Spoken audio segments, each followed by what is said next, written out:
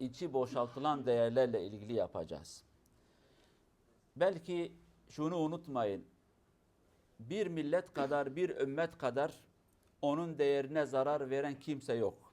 Bir milletin bir değeri varsa en fazla değeri o insanın, o milletin evlatları o değerlere zarar verir. Bir dinin bir değeri varsa en fazla o dine mensup olan insanlar o değerlere zarar verir. Düşman veremez. Mesela camiler, özellikle bir örnek verelim. Düşman gelir, camiyi alır, atlarını içine koyar, ahır yapar, şunu yapar, bunu yapar. Ondan sonra gün geldi, gücün oldu, düşmanı çıkardın, camini temizlersin, yine eski cami ibadet devam eder. Fakat bir Müslüman caminin içini boşaltırsa, camide halay çekerse, camide o top oynarsa, camide başka bir şey yaparsa, şunu yaparsa, bunu yaparsa, dine, ahlaka ve ibadete aykırı ne varsa bunu yaparsa, bu zaman caminin içi boşaltılmış sayılır ve bu değer dine mensup olan bir insan tarafından değersiz kılınmıştır. Bu son zamanlarda maalesef en fazla İslamiyet'e zarar veren bizim Müslümanlardır. Her kutsalımızı, her değerimizin içini boşalttık. Berbat etmişiz. Eskiden birkaç örnek verelim. Eskiden iftar sofrası diye bir şey vardı. Yani iftar sofraları kurulurdu. Bu sofralar genellikle bazen devlet yapar, bazen belediye yapar, bazen zenginler yapar. Bazen mahallenin insanlar diyor ki yemek yapalım, fakir ve fukaraya dağıtalım. Yani iftar. Fakat zaman geldi, zaman geçti. Efendim bu iş artık resmiye benzer bir şey oldu. Devlet bu işe el aldı, zenginler aldı ve herkes kendi reklamını yapmak niyetiyle bunu yaptı. Bu sefer bakıyorsun ki eskiden alıştığımız bu sofralardaki fakir ve fukara değil, tam tersi onun yerine Mercedes'iyle adam gelmiş, lüks arabasıyla gelmiş, iftar sofrasında oturmuş. Ve hatta eskiden o sofraya gelen insanlar, mesela bayanlar, örtülü, kapalı, bu sefer bakıyorsun şimdi açık saçık, oruçla alakası olmayan, dinle, imanla alakası olmayan insanlar iftar sofrasına gelmiş. Adı da iftar sofrası, içi boşalttık. Bir bakıyorsun ki televizyonlarımızda Ramazan programları diye bir şey çıkardılar. Güzel, eskiden sevinirdik. Maşallah Ramazan'da efendim televizyonlar dini anlatıyor. Fakat bakıyorsun ki televizyonlar çoğaldıkça çoğaldı. Programlar da aynı şekilde çoğaldı. Fakat bozulma daha fazla oldu. İnsanlarımız daha kötü oldu. Cinayetler, esrar, eroin, bu uyuşturucu maddeler, ahlaksızlık daha fazla oldu. Televizyona gelen insanlar, o ekranlarda gördüğümüz insanlar, o hocaların sohbetine gelen insanlar, bakıyorsun ki yarıları açıktır. Alakası yok, dinle, imanla, namazla alakası yok. Erkek kadın iç içe girmişler. Yani dinin o değerleri ayak altına almışız. Bazen bakıyorsun ki politikacısı, zengini, başka bir adamı yine efendim biz iftar sofrasında toplandık.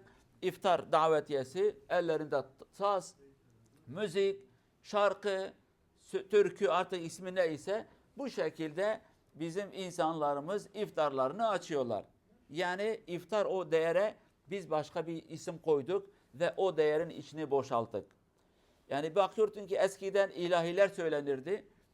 Şimdi bakıyorsun ki bizim o eski ilahiler müzikle, sazla, orkestradır artık isimleri neyse, değişik değişik müzik aletleriyle bizim ilahiler bir de caminin içinde yani.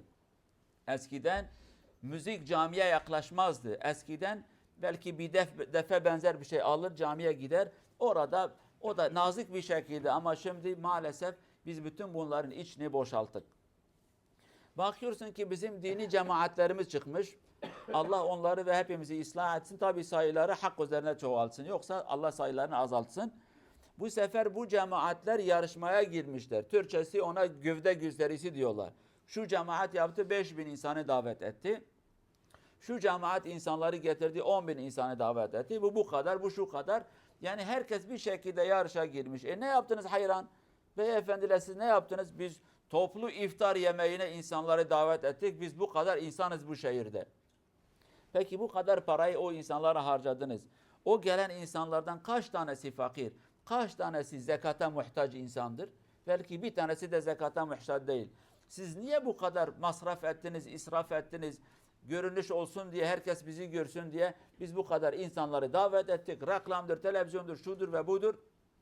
Ondan sonra herkes bizi görsün, biz bu şekildeyiz.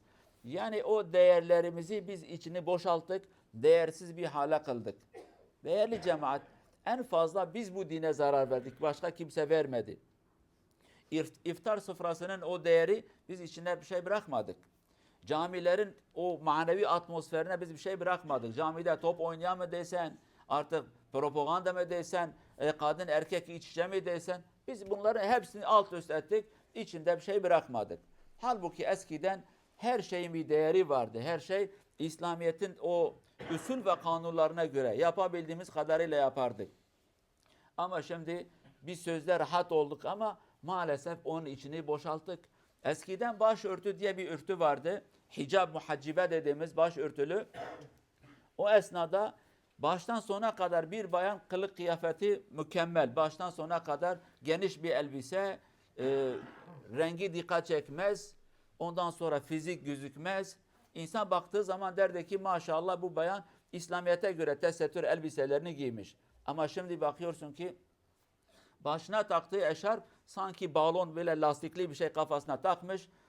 Devenin sırtındaki tümsek gibi yukarıda bir şey vardır. Dünyanın kaç kilo makyajı almış, makyaj yapmış. Ondan sonra pedikürdür, menikürdür, tırnaklar bu kadar uzun. Pantolon bu kadar dar, giydiği etek nasıldır? Kollar nereye kadar açıktır? Yani eski tesettür, şimdiki bu maalesef ismi tesettür olan, inan ki başı açık olan bir insan daha fazla değer görür bu zamanda.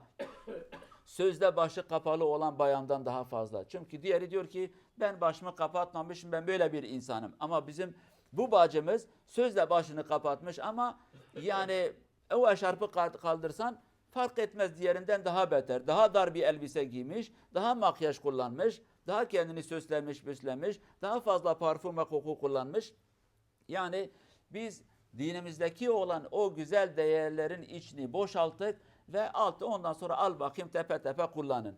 Gelen giden bu sefer din adına ticaret eder ve dinin değerini bitirdik. En büyük sıkıntımız da budur. İnanın din düşmanı asla dine bu kadar zarar vermemiş ve veremez de. Çünkü sen bilirsin ki bu adam din düşmanıdır. Bu adam ne yaparsa kulağa takmazsın. Diyorsun ki sen benim dinimin düşmanısın. Ama kendini Müslüman gösteren bir adam ve din adına bu şekilde davrandığı zaman kıyamet o zaman kopar.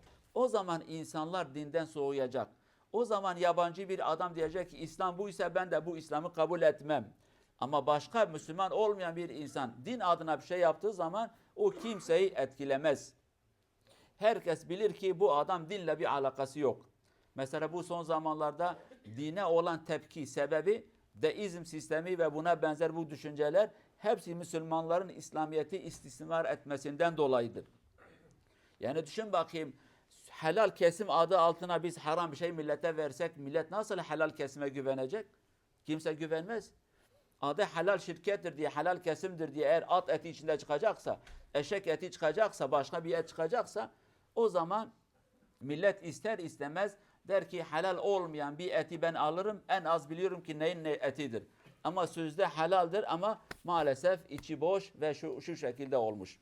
Ondan dolayı bu değerlerimizin içini boşaltmayalım, değerlerimize sahip çıkalım, değerlerimizi doğru bir şekilde değerlendirelim.